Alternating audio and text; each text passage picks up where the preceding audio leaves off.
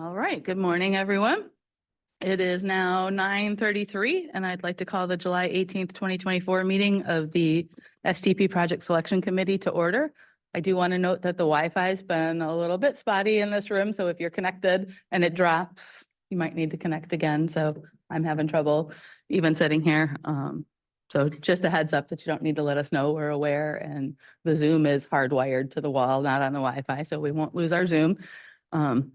So anyway, just a quick reminder for those in the room today, the closest restrooms are straight out the back door to the left of the reception desk. If you haven't already, please be sure to complete the sign-in sheet out in the hallway before you leave. Members of the audience that wish to make a public comment during that item later on the agenda should fill out a public comment card. Those are out on the table in the hall, and hand that to any of the CMAP staff you see here in the room. This meeting is also being broadcast on Zoom and is being recorded. In order for those online to hear what's being said in the room, it is critical that we all use our microphones and identify ourselves when making a motion or a second. For those participating via Zoom, please keep your microphones muted unless you're called upon to speak. When appropriate in the agenda, I will request comments from those online, and you can just indicate your desire to speak via the chat box. With that, let's start today with self-introductions of the members here at the table. I'm Kama Dobbs, representing CMAP and chairing today, and I'll go to my left. Good morning. Tara Orban from Cook County Department of Transportation and Highways, representing counties. Jeff Schuelke, I'm the Mayor of Batavia. I'm the Chairman of the CMAP Council of Mayors. Leon Rockingham, Mayor of the City of North Chicago, Council of Mayors. Dan Burke, Chicago Department of Transportation. Jeff Shriver, Chicago Department of Transportation. Heather Mullins, the Regional Transportation Authority. John Paul Deepla, FHWA. Megan Swanson, IDOT. All right, thank you. We do have a quorum to start our meeting today. Let's get started with our first item, which is agenda changes and announcements. Staff has no agenda changes or announcements at this time, but does any member of the committee wish to make any announcements? All right, seeing none. Next on our agenda is approval of minutes. We have before us the draft minutes of April 11th, 2024. Are there any corrections or additions to those minutes? I move for their approval. Second. All right, motion by Mayor Schuelke and second by Mayor Rockingham. Any further discussion? Hearing none, all those in favor signify by saying aye. Aye. All right, any opposed? All right, seeing none, motion carries. Next on the agenda, we'll review the active program management reports. Beginning first with our shared fund active program report, we currently still only have the one $20 million obligation for Randall Road in the shared fund. The Village of Barrington is ready to go to letting with the US 14 grade separation as soon as they're able to clear two remaining right-of-way parcels. Similarly, the City of Naperville has received the necessary ICC order for the North Aurora Road project, and they're working with ComEd on a final pole relocation, but they have received approval to go ahead and purchase the necessary easement from ComEd. So both of those projects are currently targeting the September letting and would move to November if right-of-way is unable to be cleared by August 9th. If either of these projects are unable to reach obligation this federal fiscal year, their funding would be withdrawn from the shared fund marks and added to the regional redistribution balance. However, the projects would continue to be carried in the FFY 2025 program, and we would make adjustments to that program where necessary to maintain fiscal constraint and use up our planned redistribution. The other large project, which is the LaSalle Street Bridge project in Chicago, is currently targeting local levy by the city in November, but has requested and been approved for an obligation deadline extension if needed.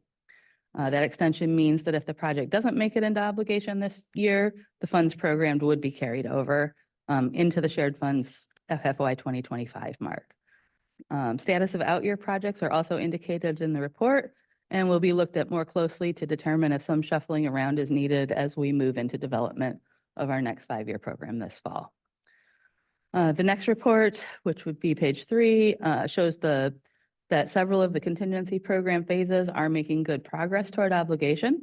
Thus far, none have been elevated to active status, actually because most were successful in receiving the requested funding through local council programs. I would anticipate that if any of these contingency phases need additional funding beyond local programs after they're let, that we would consider elevating those requests into the active program at the appropriate time and in accordance with our active program management policies. Are there any questions on those two status reports? Seeing none, next up is the current accounting summary, which has been updated through July 1. Focusing first on the current federal fiscal year 2024, just like the shared fund, local obligations are still pretty low, despite the councils and the city aggressively programming and planning for the use of redistribution. There is about 32 million unobligated in the shared fund, but staff is optimistic that one of those three big projects that I mentioned in the previous item should get obligated this year. There's also about 149 million unobligated in the local programs. This number will go down by about 77 million soon because CDOT has requested the transfer of 102 million in STP funds from federal highway to FTA for their state and lake loop elevated station. 77.1 million is what is their remaining unobligated local funding for this fiscal year, and the additional 25 million will come from the redistribution balance. Once this transfer occurs, these funds will be reflected as obligated within our accounting. Based on June quarterly updates, it also appears that several councils will be able to exhaust their remaining unobligated funds for projects on the September and November lettings and may be able to use some of the redistribution balance. So looking quickly now at the out years, the accounting has been updated to reflect the new federal fiscal year 2025 through 2029 local programs, which were approved as amendments to the TIP by the MPO Policy Committee in June. So that's the quick overview. Are there any comments or questions about that accounting overview? All right. Seeing none, we'll move on to the meat of our agenda today, which is discussion of the FFY 26 through 2030 program development cycle. As we know, after we complete each program development cycle, staff in this committee kind of debrief through these meetings and discuss anything that either didn't work from the prior cycle or any adjustments or additions that we want to make to improve the methodology for the next cycle. So staff wants to discuss 4 topics with the committee today. Our first topic is bus speed improvement projects, and Martin Menninger is here with the staff recommendation. Yeah, so we You want to go up? go up there. Yeah. Then everybody can see.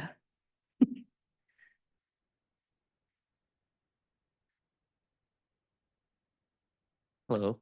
So as we discussed, we haven't actually selected any bus speed improvement projects in the last few cycles, primarily because they're funded by CMAQ. We took a look at it and got feedback from you. We found that there are a lot of planning activities going around about future bus speed improvement. So we think it's valuable to keep it within the program for future years. We also looked at some improvements to the methodology for calculating bus speed. We looked at 2 tools in particular, Replica and Remix, that RTA recently bought. Remix is actually pretty promising. It's a tool that looks at quantifying the impacts of transit improvements. The issue is it's relatively new, so we're going to be exploring that in the future.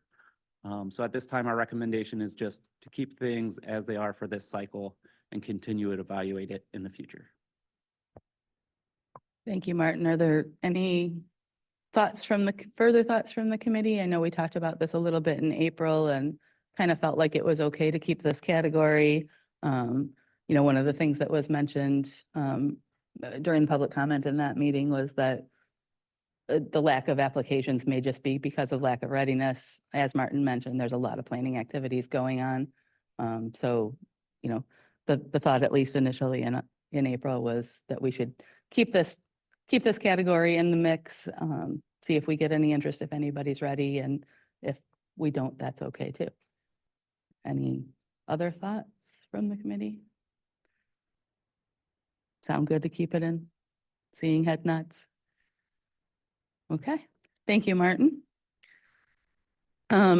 Next, we have John Hodsma to discuss minor modifications to what was a new category in our last cycle, the transit, well, not transit stations, but yard and terminal improvements being added to that category, and just one minor tweak being proposed.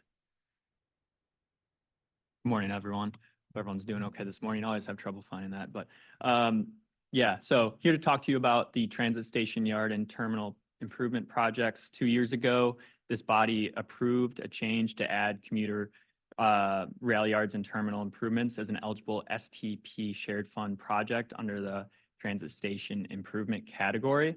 And in the call for projects for the 2024 to 2028 program, CMAP staff received one eligible project application that was scored as a commuter rail yard and terminal improvement project, and it was not recommended for funding.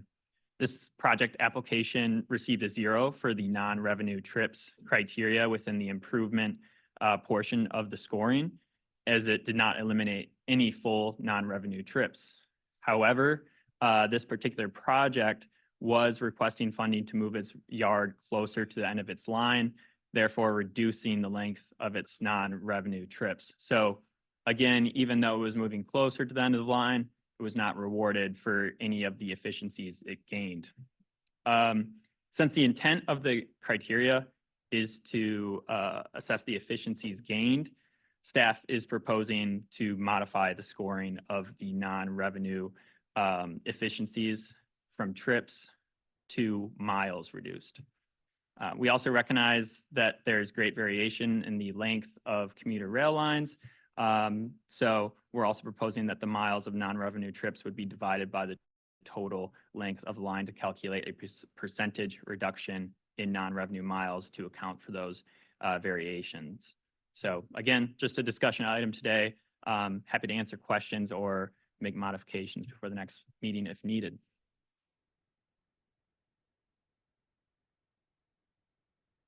Go ahead, Tara.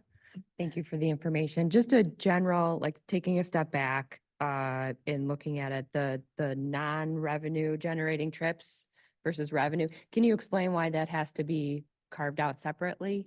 What the significant, what you're trying to get at in terms of like why it would be separated? Trips versus miles, are you asking about? No, just the non-revenue trips versus revenue trips. Yeah, so one of the issues when we were creating this category was that there's efficiencies to be gained when a rail yard's out, has to have non-revenue trips. So maybe starting down the line and has to come to the beginning of the line where it starts its runs. So the idea would be that if a rail yard can relocate close to the yard, it's therefore not having to, it can start its runs earlier and not have as much deadhead or those non-revenue trips. Like achieving operational efficiency. Yes. Okay. Yes. So that was just one portion of the efficiency category. We're also looking at the capacity that new rail yard would add. So thinking about swapping out train sets, maintaining train sets, things of that nature. So that kind of falls within the efficiency section. Appreciate the explanation. Thank you. Other questions for John? Go ahead, Jeff. Just curious, the issue you had the last time is that the measure, wasn't sort of accurately reflecting the benefit. Have you had discussions with the transit agencies to they're the ones that are sort of embedded in understanding what the appropriate metrics would be to increase efficiency and just make sure we're not also unintentionally coming up with a measure that doesn't quite hit the mark again? Absolutely. And we have not, and that's kind of, this is the first kind of start the conversation and hear from you all originally if this is on the mark or off the mark. And like I said, we're very willing to make modifications if and talking with the transit agencies to make sure that we're doing this properly. Okay. Yeah, it just seems like there'd be kind of a limited number of people within the rail groups at CTA and Metro who kind of really understand these metrics. Yeah. Yeah, and we did have a little bit of discussion with them when we were scoring the one project last year. Like, oh, why is this a 0? We have improved efficiencies. It's like, well, we didn't capture because the yard, there's still train sets that had to go to Harvard from Woodstock, right? And so still had non-revenue trips, but those train sets had previously been parked in Crystal Lake, and that's quite a distance. gained, so less time, crew time, train time spent going, deadheading out to that first stop. So while we haven't brought it back up with them recently, while preparing this memo, we did talk to them about it a little bit at the end of the scoring last cycle, so. And what we talked about with them was either time or distance. The distance seems to make the most sense. It's easier to calculate and normalize across the different lines, so.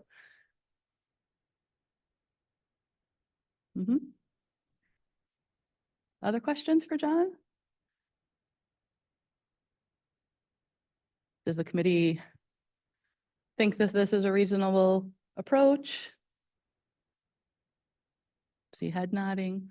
And as we're talking today, as has been this committee's tradition, we kind of try to bring these topics up for discussion, receive consensus in the room, and then, the plan is at our August meeting, we would have the full methodology where we would get a vote of approval. So trying to reach consensus, let staff write up the changes and then bring those written changes back to the committee for approval. So that's why we're operating on head nods today rather than votes. I think it's just a good idea to, like you say, remodify so that the scoring would, reflect a little bit better and give you a better opportunity to get some projects in here, so. Perfect, thank you. All right, thank you, John. Next up is the Jobs Plus Household component of the transportation impact scoring. We discussed, briefly back in April that staff has continued to receive comments regarding the scoring criterion. So we wanted to bring it back to the committee. Again, we did talk about this for the last cycle, and the committee decided not to make any changes from the existing methodology, but because staff does continue to receive comments about this, we wanted to bring it back and see if any changes were desired in this cycle. So Doug is going to lead that today. All right, thank you, Kama. Am I being picked up by the mic? I can't tell. Maybe just like that. All right, so just as a review, the Jobs Plus Household score is a component of the Transportation Impact Score. As Kama mentioned, this was a discussion that was originally brought to this committee back in 2022, and we are just reintroducing it to make sure that we're covering all of our bases. For each project application, CMAP generates a travel shed, which is then used to calculate the total number of jobs and households served by that project. The total number is converted to a score out of 10 points and then indexed to the other project applications. In 2022, staff reviewed the scoring from 2019 and 2021. And we have now included the 2023 call in the information in your memo. The results are shown on page 2. We found that the average score for all applications was 4.9, with the collar counties averaging below the regional average and the city of Chicago averaging well above the regional average. For just the households, staff reviewed the percentage of households in each travel shed by county, and then where the project is located, found that the less dense county projects served a much larger percentage of households than what existed in their county. So with all that in mind, we're bringing back our recommendation from previously, which is 2 pieces. First, recognizing that the counties are large and irregularly shaped, the actual service reached of the projects is more concentrated. So we're trying to define the project area based upon the travel shed. So you can see in the memo, there's 2 illustrations looking at the travel shed, creating a centroid based upon the largest area. We would create basically a project area, a buffer, if you will, around the travel shed. So the second part is then also splitting the scoring of jobs and households into 2 equally weighted portions of 5 points each. So for jobs, the total jobs and the proportion of households served. For the jobs component would be unchanged from past cycles with the score calculated by adding up the total number of jobs within each project's travel shed and converting that to a score and then indexing it with the other submitted applications. And then where the change occurs is with the proportion of households served component and calculating the ratio of households within each project's travel shed to the total households within that project area, so the buffer area, and converting that to a ratio to and a score out of 5, which would then be indexed to the other submitted projects. Staff feels that this small change to the scoring methodology could result in a more equitable process that elevates projects within the less dense areas that are more regional in nature. So with that, willing to take any questions or discussion. Any questions for Doug? Is this something that the committee wants to entertain, or do we feel that the current methodology that assigns all of the points based on the combined jobs and households remains appropriate?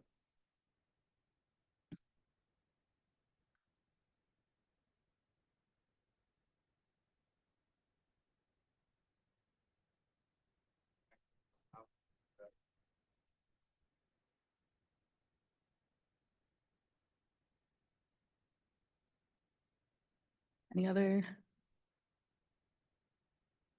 Dan or Jeff?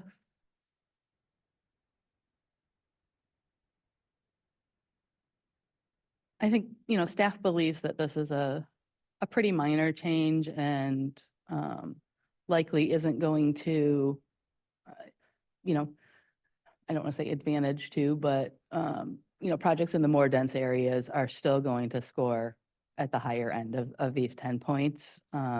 What this tweak would do is help the projects in the less dense areas, those that are in the smaller concentrations of density within our more rural counties would be elevated above those that are in the very rural areas.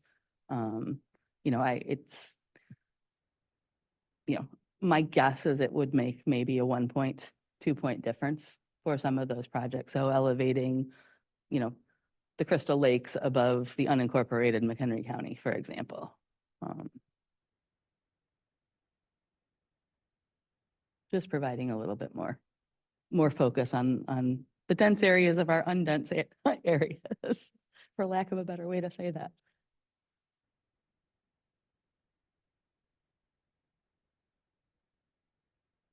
Go ahead, So Sarah. Kama, this would also provide those high need projects that would be ready, just a little bit more of a competitive advantage, right?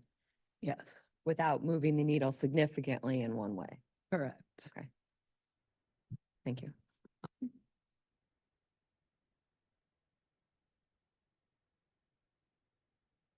Yeah, we would support the change. Okay. Any other thoughts or questions for Doug? If not, it sounds like we'll go ahead and make this minor modification to split up jobs and households into jobs and households using the methodology described. All right, thank you, Doug. Next up is our resilience planning factor. So Kata Vasic is here to tell us about work on the agency's transportation resilience planning and how that can fit in. As you remember, during the last cycle, we changed our green infrastructure criteria to also include resilience to climate change, and CMAP has done a lot of work since that cycle and wants to continue to incorporate that work. So go ahead, Kate. Great, thanks, Kama. So I'm here to present some minor updates to this resilience planning factor. And really overall, we're proposing these minor updates to the factor this year to reflect the new data that we're developing through our Transportation Resilience Improvement Planning Project, or TRIP. So I'll talk about that a little bit. Next slide, please. So first, I just want to cover the current resilience planning factor with you all. So this planning factor was really designed to encourage and reward projects that improve the resilience of the transportation network to weather events and climate change. There's two aspects to this score. There's the policy side and there's the project element side of things. So you get 1 point for the local jurisdiction within where the project is located if they've adopted a resilience policy. And then we have for the elements, if an eligible element addresses climate vulnerability like flooding or extreme heat and enables the facility to function in that condition, has some sort of resilience element to allow it to better function, you get 2 points. And then you can also get 2 points within the project elements if the project uses green infrastructure or nature-based solutions. So that's another 2 points. The project types are listed here. It doesn't apply to all project types at this time. Bridge reconstructions, bus speed improvements, and safety projects are not scored for the resilience planning factor. And it makes up 5 points. Next slide, please. Just to touch on the policy here, the resilience policies are really aimed at trying to encourage those policies that require transportation infrastructure be planned, designed, and operated and maintained to, in some better anticipate, prepare for, and adapt to changing conditions, and also reduce the magnitude and the duration of impacts. And that these policies are both thinking about current conditions and also forward-looking as well, since we know that our precipitation and temperature projections are projected to change and increase with climate change. Next slide, please. So then just touching on the resilience elements a little bit, again, right now, the emphasis has been on flooding and stormwater management. Of course, that's the biggest concern that our region faces when it comes to climate change and extreme weather. Although that doesn't mean that elements that reduce heat or other impacts would be ineligible. We handled those on a case-by-case basis in the last round. We have projects that are eligible outright. Projects that are really focused on removing stormwater and creating new storage using green infrastructure, some flood control improvements, as well as ITS really getting at the weather responsiveness of those systems. And then we have design elements that are eligible when the design standard is exceeded. And this is really intended to incentivize the designing for some level of future conditions or recent floods that have exceeded the current design standards. And I'll just note that in the last round, we received projects with some other elements that were not focused on flood mitigation. For example, we saw heated pavements came through and station improvements to better withstand extreme temperatures. Next slide, please. So as far as our proposed changes go, we want to be using the results from the Transportation Resilience Improvement Plan to define what we mean by climate vulnerability and not just rely only on those results. We know the results aren't going to be perfect. So to allow a write-in option that still allows for the justification of that climate vulnerability if it's not identified in the TRIP results. And so, in other words, we want to be using the data that's coming out of the TRIP project to demonstrate the project need as it relates to the resilience planning factor. So the Transportation Resilience Improvement Plan, I just want to touch on it briefly for those of you who are unfamiliar with it. It has 4 objectives. First, we want to identify and prioritize major vulnerable transportation assets. So that's what we are accomplishing through the vulnerability assessment phase. Second, we then want to use that data and other input from key stakeholders to identify and prioritize investments to build resilience and reduce climate risks. We also want to make sure that what we're proposing, it will lead to equitable and inclusive resilience investments. And then, one of the main end goals of this project is to inform transportation planning and decision-making. And a direct way for us to do that at CMAP is to use the results from the TRIP within our programming scoring criteria. So we've been engaging, this project kicked off in early 2023, It'll be complete by the end of 2025. So it's a multi-year project. We've been engaging stakeholders throughout. We have a project steering committee with the committee organizations shown here in the table on the slide.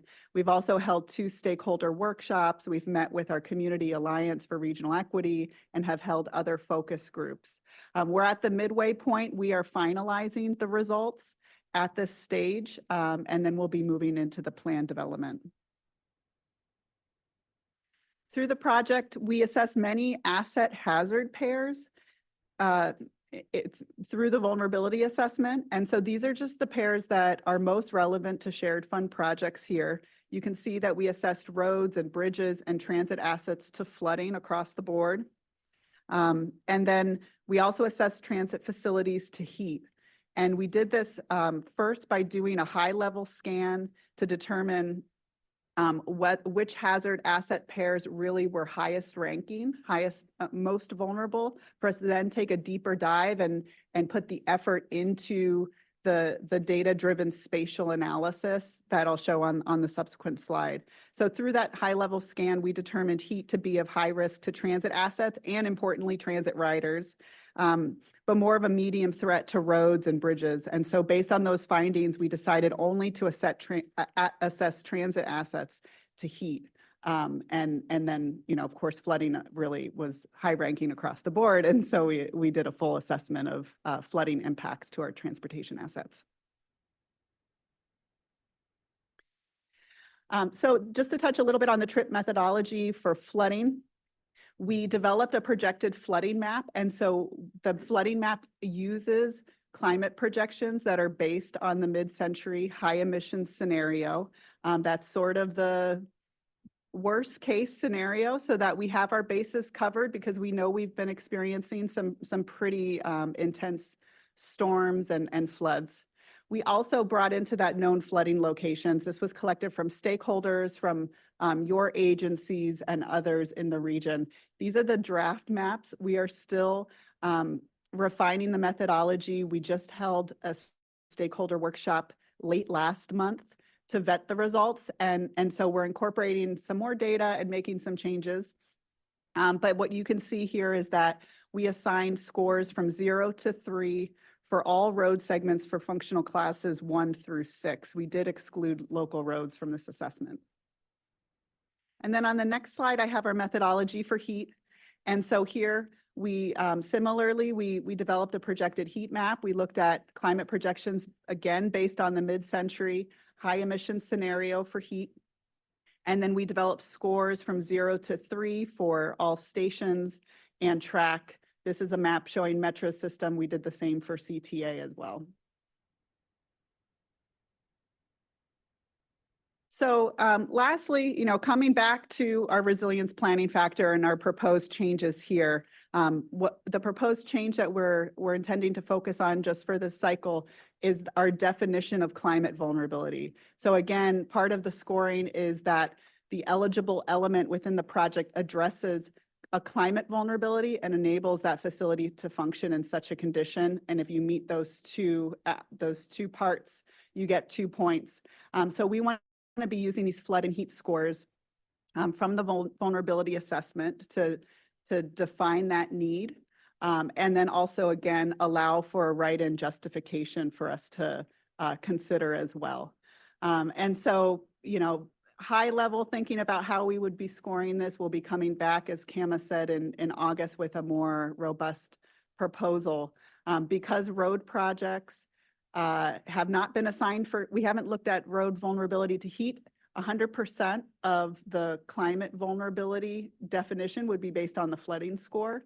And then for transit projects, because we have both the flooding and the heat, we would consider both scores and weight those 50-50.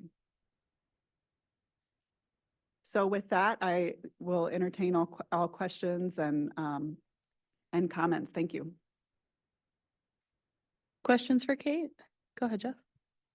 Yeah, maybe I missed this when the slide came up, but on the transit and heat, was it specifically station related, or could it be station or track related? Because heat impacts the say tracks too. Yes, we assessed both station and track, so they were scored separately. Okay. Mhm. And then second question, and this is more higher level. Seems like this is really talking about facility resilience as opposed to say like network resilience. Like if a facility goes down, is the network able to sort of compensate for that facility going down? And like, is there or should there be a way to measure projects that have benefits for network resiliency? Yeah, that is something that I don't think comes through in our data analysis, but as it currently stands in the methodology, we do want to allow, and I think it hasn't happened yet, but we want to allow for that network redundancy to be factored in. And so I think going back to the eligible elements, we would just include that outright as an area that can be eligible. Thank you. Mhm. And then with justification to help us understand. Yeah, But I guess Yeah, I it guess goes it could without be because saying. like, yeah, almost any project you could probably say has some Right, right. network benefit, but I think, yeah, like how do you make sure that it's actually kind of strategic and not just checking the box? Like, of course it does because we're building something. Along those lines, if I could, Kama, what I do want to say is that what I've just presented on is the exposure portion of the score. The actual vulnerability assessment also takes into consideration social vulnerability or equity and criticality. Network redundancy isn't part of the criticality score at this time, mostly because of data limitations, but we are proposing just to use the exposure scores for resilience because we don't want to be double counting with some of the other criteria that are already in the scoring methodology. Thank you. Okay, thanks, Kate. I think Jeff, getting to that and what Kate said is, the TRIP project is really at the beginning, right? It's coming up with these criteria scores, making sure that we're pulling out data that we can use within the shared fund without, as Kate said, kind of being redundant with some of our other categories in the shared fund. And I do see this, continuing to evolve each cycle as our vulnerability and resilience planning as an agency and region moves further along, similar to, what we've talked about with safety, right? Where last cycle we talked, we added vulnerable road users and speed related crashes. We're not quite far enough along with the safety action plans to add anything else new this year. But I think the next cycle, all of these planning activities that are going on in the region, we just want to continue to kind of fold those into this process, right? At some point, we're going to have to start talking about mixing up the relative points. I think I don't know that we're there yet, but yeah, that's part of the whole planning process, right? Is it's going to evolve over time, and we want to, take advantage of that new data that we have. So, all right. Any additional comments or questions for Kate? Go ahead, Tara. Having participated in some of the first meetings about exploring, the transportation network and its vulnerabilities to climate, you've done a wonderful job, and I look forward to seeing this evolve as you move forward and how it gets incorporated into the program. Great, thanks. A lot of data. It is a lot of data. Other comments or questions? All right, hearing none. Thank you, Kate. Okay, thank you. We will move on to our next agenda item, other business. This really isn't other business, and I just mentioned half of it, the safety scoring. Go ahead, Mayor Shelkey. I don't know if this is other business, but I think it's something that this group should be watching and taking. There are parts of the region now that are experiencing extraordinary amounts of growth. And I happen to be one of them in Batavia. Right now, I've got over 700 new living units either being built, have been built, or are being built in the last year. And we've never had those types of numbers before. And what's happening is that they're selling rapidly. We approved another one last night for another 179 units. And the developer told me later that he's already thinks he's got contracts for maybe 100 of them. And there's probably a variety of reasons, but I'm pleased to be sitting at this meeting and seeing all the studying you're doing about factors and growth and whatever have you. But I would suggest you know, someplace like Hampshire, Illinois. The mayor tells me he's got 2,900 single-family home lots in that town that have now been approved for building, and they're starting to build on it. And I think just to the north of him, Huntley, Illinois, which is in McHenry County, they've got a huge senior living community thing going on. And so there, I don't want to, you know, pick on one or not mention somebody else, but those three, myself included, I've had to hire a whole bunch of staff, specifically in the building and development department. And I'm glad I did, because we certainly are using them and needing them. And it's a very challenging moment. So there's growth happening in the Chicagoland region. You just have to go out and find it, and it's there. And you know, we're asking people, when you come to our town, we own our own electric utility. So you have to come in and you have to sign a form for water, sewer, and electric.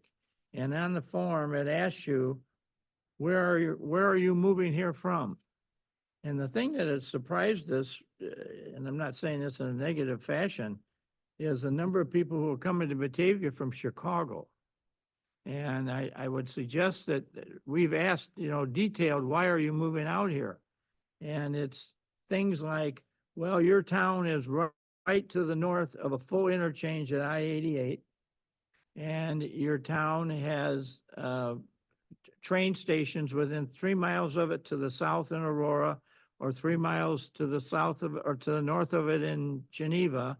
And you can take one train in the morning and take the other in the afternoon, and they're both come into Metro or Ogilvy or Union. So, I mean, you've got factors here that people are still working, and maybe even some of them are saying, oh, they're going to continue to live in Chicago, but this will be their weekend residence. Or we're getting a lot of senior citizens, though. My ambulance responses are just going up through the roof, because there's all these older people wanting to move in. And so you say to them, why are you moving? Well, you got a great library. I mean, so it's, you know, it's not like I don't think there's a negativity thing about any part of the region. It's just certain things are really attracting people to come into the area. But we've really got some significant growth, and we're counseling with CMAP as to how we should be handling it and understanding it. And that I now have Kane County Forest Reserve has now bought 1,641 acres due west of my town, and that's kind of stopped the growth in that direction. But that's that's a large forest reserve when you're putting 1,600 acres on the street in northern Illinois.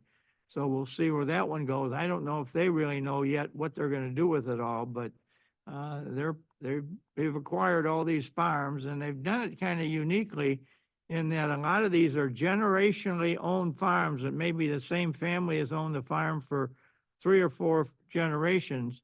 And there's one that I think has been there since the 1850s, same family. And they've just bought it, and there's a generation there now, and he's been told that he can stay there as long as he wants to, but when he gets ready to retire, he just moves off and the county takes over his farm. So there's some interesting new ways of doing business, but I'm glad we have CMAP to kind of collect all this stuff and get it out here, because there's a lot of stuff that are happening, going on. Thank you, Mayor.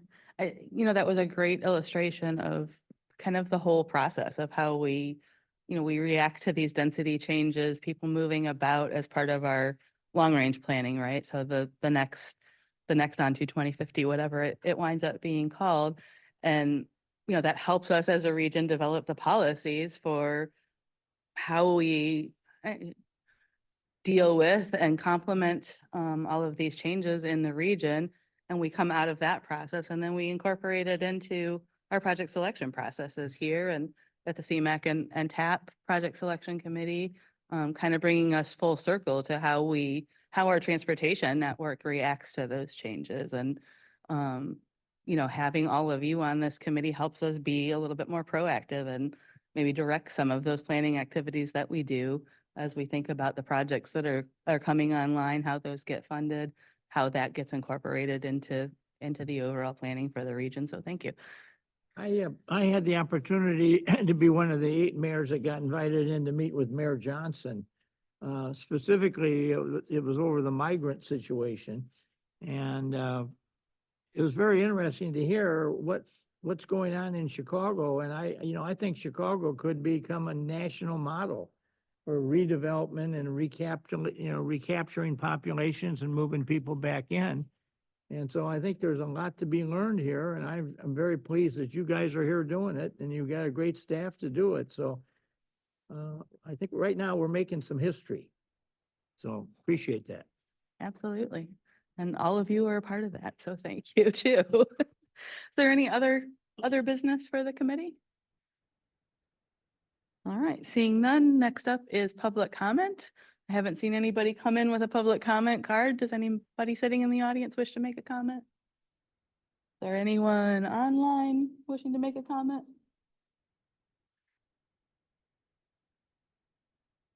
Staff is checking. All right, no comments online.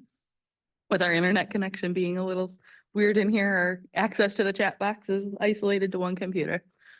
All right, seeing no public comment, our next meeting is actually scheduled for August 22nd.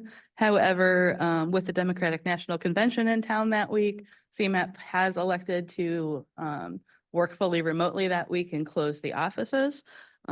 So therefore, since we're required by the Open Meetings Act to meet in person, staff is proposing that we push that meeting out 1 week to Thursday, the 29th. A couple of folks have already responded that that works fine for them. Anybody foresee a conflict with the 29th, or should we go ahead and schedule for that date?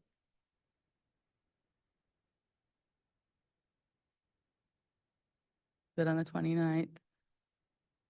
I think Grant responded from the city that he was good on the 29th, so. Or that he could make it work. Well, let's plan on that. And if anybody gets back to their office and sees a conflict, let staff know and we'll, do the necessary polling to change dates if we have to. So for now, we'll let the record show August 29th is our meeting. Does anyone have anything else for the good of the committee? Seeing no other business for the committee, do I have a motion to adjourn? So move. Mayor Shelkey and Mayor Rockingham. All those in favor signify by saying aye. Aye. All right, thank you, everyone. We are adjourned at 10:20 a.m. Mayor, it's always been a pleasure. Well, you and that, when did you get elected mayor in North Shore? 2005. Oh, okay. I have you beat by a few years.